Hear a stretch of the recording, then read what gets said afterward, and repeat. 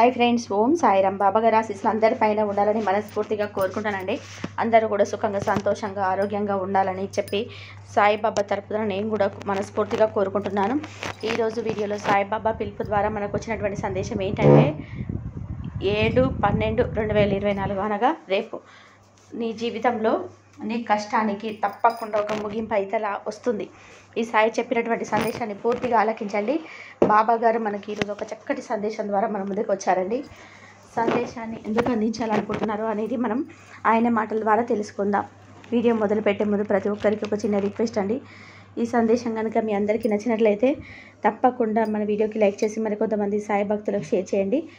కొత్తగా మన ఛానల్ ఎవరైనా చూస్తుంటే కనుక తప్పకుండా సబ్స్క్రైబ్ చేసుకొని సపోర్ట్ అయితే చేయండి.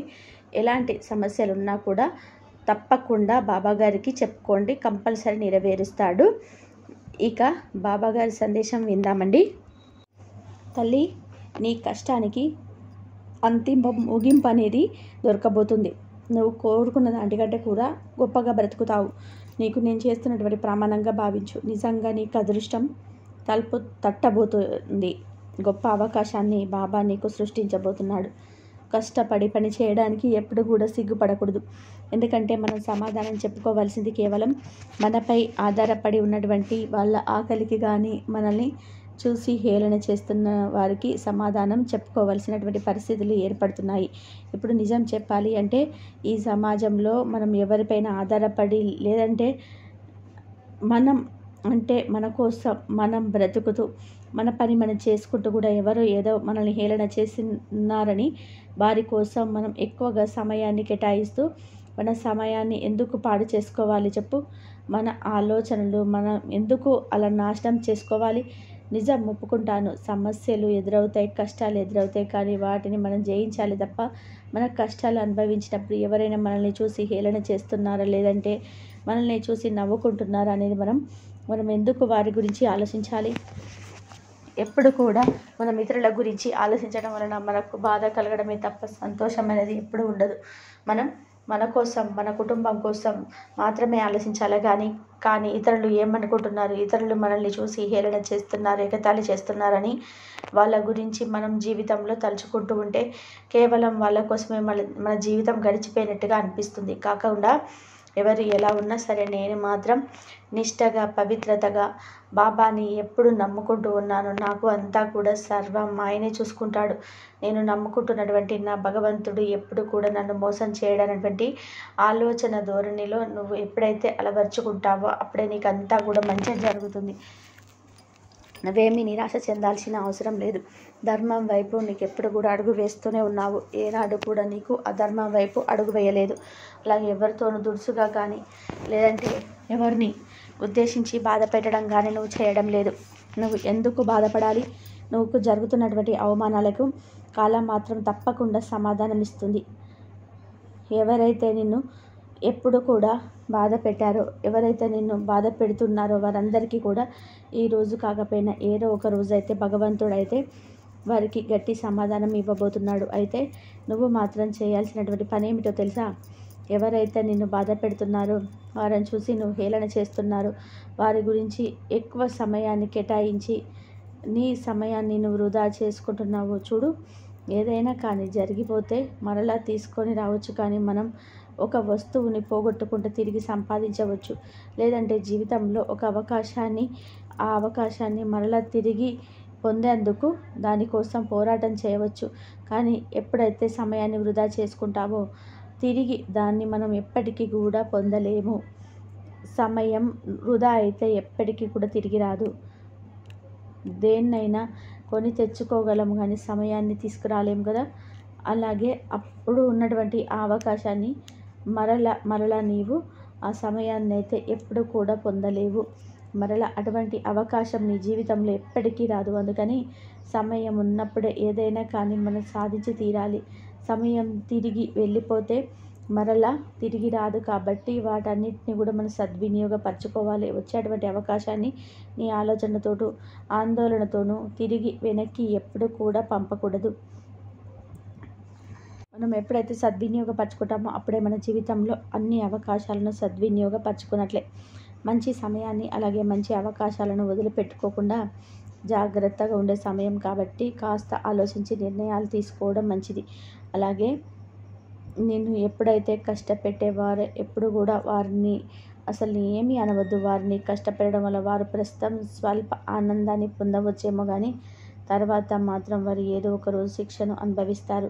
నీ అదృష్టం తలుపు తట్టేటువంటి అవకాశాన్ని ఈ బాబా సృష్టిస్తున్నాడు. అంటే నేను ఏమి సరదాగా అనడం లేదు, నిజం చెప్తున్నాను, నిజం చేసి చూపిస్తాను. సరదాగా అనడం లేదు. నీకు ఉద్యోగంలో కానీ లేదంటే నువ్వు ఎదురు చూసినటువంటి అంటే ఏదైనా ఒక పనిని నువ్వు జరగాలని ఎన్నో రోజుల నుంచి కలలు కంటున్నావు కదా, ఆ పని తప్పకుండా నీకు నెరవేరేలా చేస్తాను. ఒక లాభదాయకమైనటువంటి ఒక మంచి అవకాశాన్ని ఈ బాబా నీకు తప్పకుండా అందించబోతున్నాడు. ఒక మంచి అవకాశాన్ని సృష్టించబోతున్నానని అర్థం. కాబట్టి ఇక నుండైనా సరే ఎవరి గురించి అయితే బాధపడుతున్నావో, ఎవరు నిన్ను చూసి హేళన చేస్తున్నారని ఎక్కువగా నువ్వు ఆందోళన చెందుతున్నావో, ఆలోచిస్తున్నావో, ఆ ఆలోచనలన్నీ తీసి బయటపడాయి. ఇక నుండి నీ ఆలోచనలన్నీ కూడా పక్కన పెట్టు. ఎలా ఉండాలో తెలుసా? నీ లక్ష్యం వైపు పరుగులు పెట్టేలాగా ఉండాలి. నీ లక్ష్యాన్ని ఎంత త్వరగా చేరుకుంటే నీకు వచ్చేటువంటి లాభం కూడా అంతే గొప్పగా ఉంటుంది.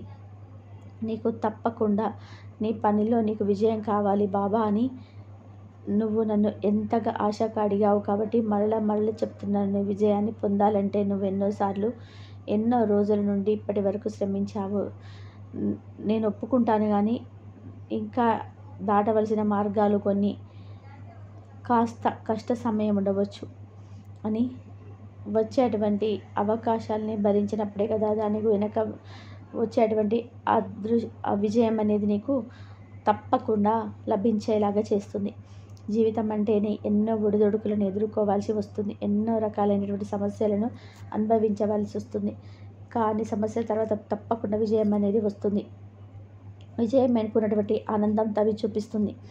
ఇకపైనైనా విజయం పరుగు పెట్టాలని నిన్ను ఏడిపిస్తున్న వారి కోసం నువ్వు ఎప్పుడు కూడా వాళ్ళ గురించి ఆలోచనను మొదలుపెట్టు. వారి కోసం ఆలోచించడం ఆపై నీ పనిపై నువ్వు శ్రద్ధ వహిస్తావు అని అనుకుంటున్నాను. దానివల్ల నీకు ఎన్నో ఆలోచనలు నీ మెదడులోకి వచ్చినప్పుడు కానీ నువ్వు మాత్రం అన్నిటిని కూడా పక్కన పెట్టి ఎప్పుడైతే నీకు విజయం సాధించాలి, నా లక్ష్యాన్ని నేను చేరుకోవాలి, నా కుటుంబంతో ఉన్న నా పరిస్థితులన్నీ కూడా నేను మార్చాలి, ఈ విధంగా నువ్వు ఏ విధమైనటువంటి ఆలోచనతో ఉండగాని కష్టాలను, ఆందోళనను, హేళనను చూసి వారు ఎప్పుడు కూడా వీరందరినీ కూడా పట్టించుకోవడం కూర్చుంటే ఎక్కడున్నవాడివి అక్కడే ఆగిపోతావు. అలాగే నువ్వు జీవితంలో ఇక ముందుకు వెళ్ళలేవు. కాబట్టి వీరందరినీ పక్కన పెట్టేసి భయపడుతూ కూర్చుంటే బాధ పెట్టాలనో లేదంటే నేను చూసి ఇంకా ఎక్కువగా బాధ పెడుతూ ఆనందించాలనో అనుకుంటారు.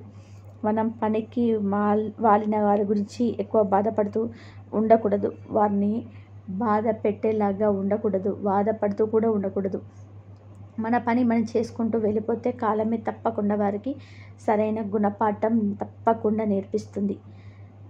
మన అంతరాత్మకు మాత్రమే మనం సమాధానం చెప్పుకోవాలి. అంటే మన వరకు మనం ఏ విధంగా ఉన్నాం, మనం జాగ్రత్తగా ఉంటున్నామా, మనం చేసే పనిలో నీతి నిజాయితీ ఉందా, నిజంగా మనం పనిని ఎంచుకొని దానికోసం ఎంతవరకు కష్టపడుతున్నాం, ఈ విధంగా మనం మన యొక్క అంతరాత్మకు సమాధానం చెప్పుకుంటే చాలు. మన పని అన్ని విధాలుగా కూడా తప్పకుండా విజయం అవుతుంది. ఎప్పుడు కూడా బాధ కలిగినప్పుడు నేనున్నానని, కష్టం వచ్చినప్పుడు నీకు తోడుగా నేనుంటానని చెప్పు. ఆ విషయాన్ని నువ్వు పరిపూర్ణంగా నమ్మితే చాలు. నీకు నా నుండి ఏది కూడా లభించక ఉండదు. తప్పకుండా అన్నీ లభించేలాగా ఈ సాయి నీకు అనుగ్రహించబోతున్నాడు. నీ కళ తప్పకుండా నెరవేరబోతుందని, మరలా నీకు విజయం లభిస్తుందని చెప్తున్నాను. నా ప్రేమ నిండుగా ఉంటుంది. అలాగే నా సహాయం కూడా నీకు ఎప్పుడు కూడా తోడుగా నీడగా ఉంటుంది.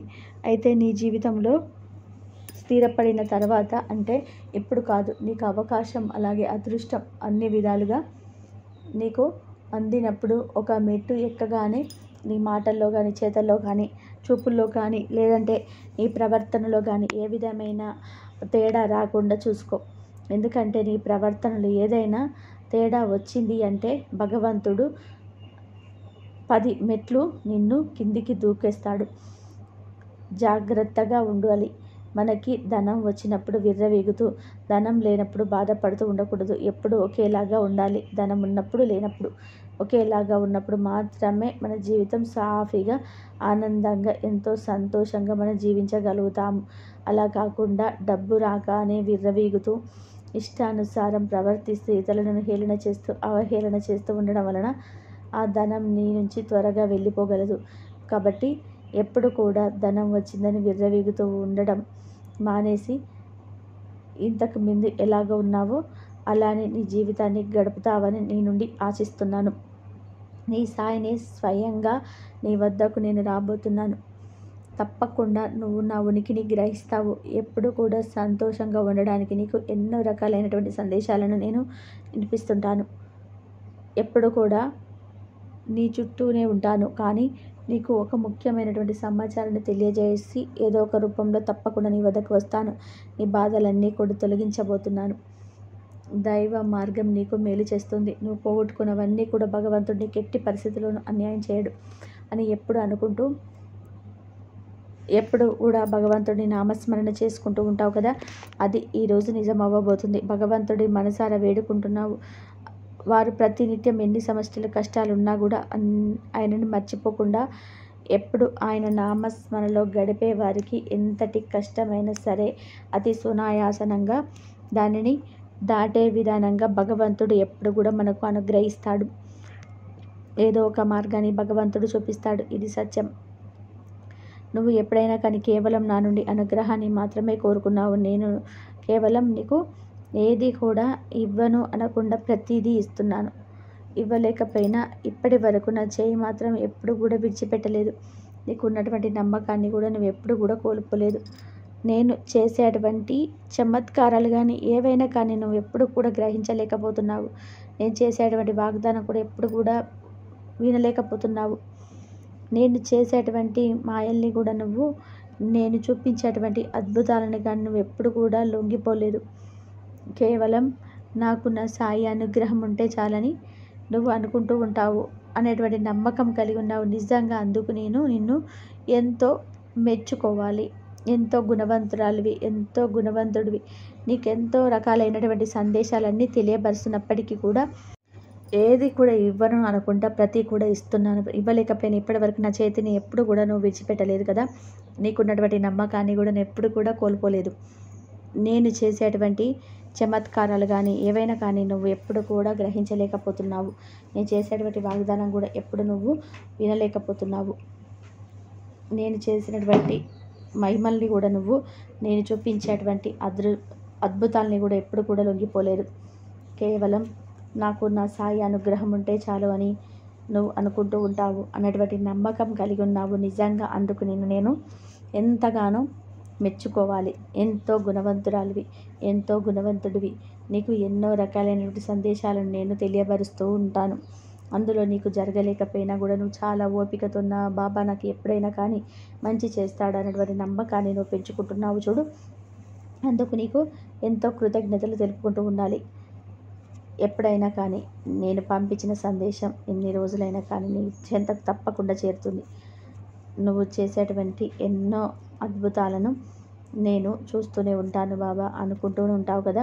అది మాత్రం నాకు ఎప్పుడు కూడా నమ్మకమే. అది నీపై నీలో పుష్కలంగా ఉండడం నేను గమనించాను. నా కోసం నువ్వు ఎన్ని పూజలు చేశావో, ఎన్ని ఉపవాసాలు ఉన్నావో, అలాగే నాపై నువ్వు ఎంత నమ్మకాన్ని పెట్టుకున్నావో నాకు తెలియకుండా మరెవరికి తెలుస్తుంది. నేను ఎక్కువగా నమ్మకాన్ని పెట్టుకున్నప్పటికీ కూడా నువ్వు మనసులో ఏదో ఒక అపనమ్మకంతో ఉన్నావు చూడు. అది నన్ను కొంచెం చాలా బాధాకరంగా కలిగించేలాగా చేస్తుంది. జరిగిపోయినటువంటి గతంలో రాబోయేటువంటి మంచి భవిష్యత్తు గురించి నువ్వు తప్పకుండా ఆలోచిస్తూ ఉన్నావు. జరిగిపోయినటువంటి గతం గురించి ఎక్కువగా ఆలోచించవద్దు. ఎందుకంటే జరిగిపోయినవన్నీ కూడా చేదు జ్ఞాపకాలు ఉండవచ్చు. అందులో మంచి జ్ఞాపకాలు కూడా ఉండవచ్చు. ముందు మనకు అన్నీ కూడా మంచి జరుగుతాయనే నమ్మకంతో నువ్వు ఎప్పుడు కూడా సంతోషంగా నీ జీవితాన్ని ఆనందంగా గడిపేందుకు ఒక్కొక్క మెట్టు ఎక్కుతూ ఒక్కొక్క రకంగా నువ్వు సంతోషాన్ని అనుభవిస్తావు.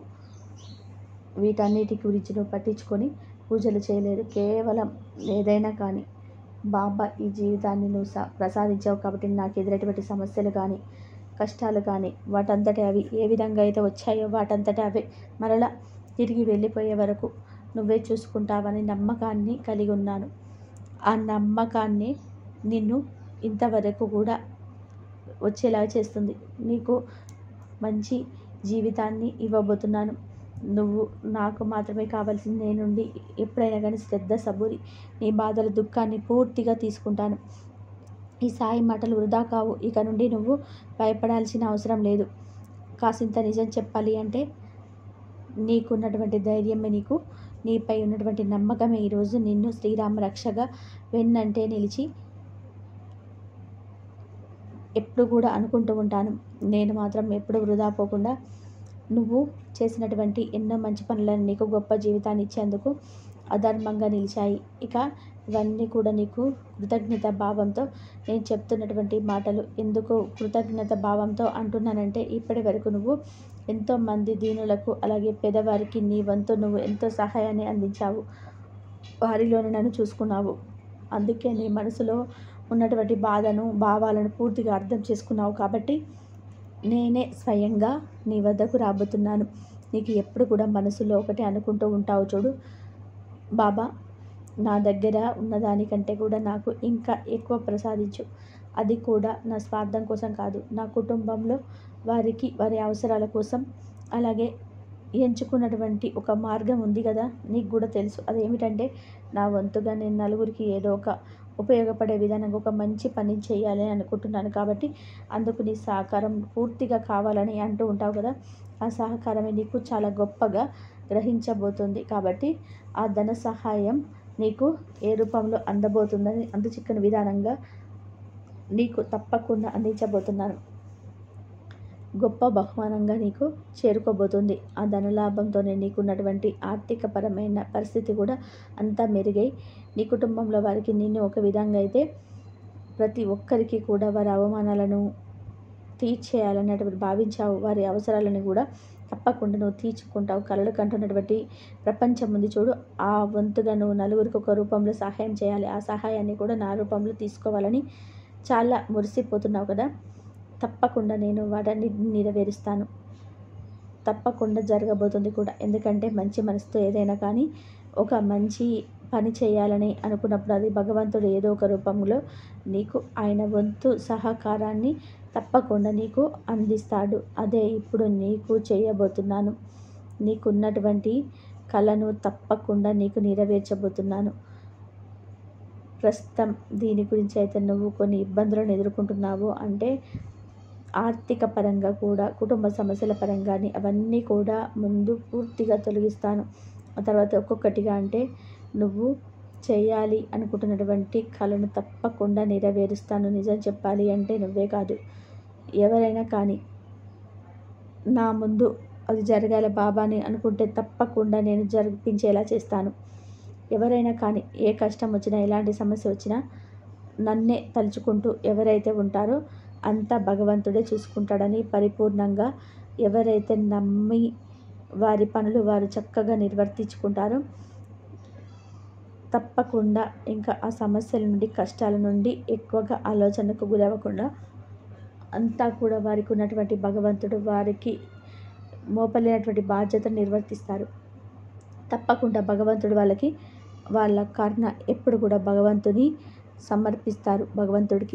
భగవంతుడు కూడా వాళ్ళకి ఎప్పుడు కూడా మమకారాన్ని పెంచుకుంటాడు. అలాంటి వారు నాకు చాలా ఇష్టం కూడా. అలాంటి వారు చాలా అరుదుగా ఉంటారు. ఒక పరిపూర్ణంగా నన్ను నమ్మిన వారికి ఎలాంటి సమస్య కానీ ఎలాంటి బాధ కానీ ఏదీ లేదు. ఇప్పటి వరకు నీ కుటుంబ సభ్యులకు ఏది చేయలేకపోయావని చాలా బాధపడుతూ ఉన్నావు కదా. ఇప్పటి నుండి నీ కుటుంబ సభ్యుల కోసం నువ్వు ఏదైతే చేయాలని కలలు కంటున్నావో అవన్నిటిని కూడా తప్పకుండా నేను నెరవేరుస్తాను. ఇప్పటి నుండి నువ్వు ఏదైతే వారికి అన్నీ అందివ్వాలని కలలు కన్నావో వారన్నిటికీ కూడా నువ్వు తప్పకుండా అందిస్తావు. నిన్ను అర్థం చేసుకోవడంలో కాస్త విఫలమయ్యారు. అలాగే నేనుగా గుర్తించకుండా ప్రతి విషయంలోనూ అవమానించిన వారు, బాధ పెట్టేవారు అయినప్పటికీ కూడా వారు ఎవరో కాదు, నా కుటుంబ సభ్యులే కదా అని అది నువ్వు ఎప్పుడు కూడా వారిపై తిరిగి కోప్పడలేదు. అలాగే వాళ్ళ నాశనాన్ని కూడా కోరుకోలేదు. ప్రతిరోజు కూడా అందరు సంతోషంగా ఉండాలి, అందులో నేను ఉండాలి అనేటువంటి అనే మాటనే అనుకున్నావు, కానీ ఎప్పుడు స్వార్థాన్ని కోరుకోకుండా అందరూ సంతోషంగా ఉండాలి అని అనుకుంటూ ఉంటావు చూడు. అందుకు నీకు నేను ఎంతో కృతజ్ఞతలు తెలుపుకుంటాను. నీ కల తప్పకుండా నెరవేరబోతుంది. అది రేపటి రోజున నువ్వు నీ జీవితంలో ఒక ఊహించినటువంటి అద్భుతాన్ని నువ్వు తప్పకుండా చూస్తావని బాబా గారు అయితే ఈరోజు మనకి ఈ సందేశం ద్వారా చెప్పారండి. ఈ సందేశం నచ్చినట్లయితే ఈ వీడియోకి లైక్ చేసి కొంతమంది సాయి భక్తులకు షేర్ చేయండి. కొత్తగా మన ఛానల్ని ఎవరైనా చూస్తుంటే కనుక సబ్స్క్రైబ్ చేసుకొని సపోర్ట్ చేయండి. ఎలాంటి సమస్యలు ఉన్నా తప్పకుండా బాబా గారికి చెప్పుకోండి. తప్పకుండా బాబా గారు అయితే నెరవేరుస్తాడు. కొంచెం టైం పడుతుండొచ్చు, కానీ కంపల్సరీగా నెరవేరే అవకాశాలు అయితే ఎక్కువగా ఉంటాయి. మనస్ఫూర్తిగా శ్రద్ధ సబురితో కనుక నమ్మకంతో కనుక ఉన్నట్లయితే కంపల్సరీగా మీ కోరిక అయితే నెరవేరుతుంది. అందరూ బాగుండాలి, అందరిలో మనం ఉండాలి. సర్వే జన సుఖినో భవంతు. శ్రద్ధ సబూరి. ఓం సాయిరామ్. సాయిబాబా ఆశీస్సులు అందరిపైన ఉండాలని మనస్ఫూర్తిగా కోరుకుంటున్నాను.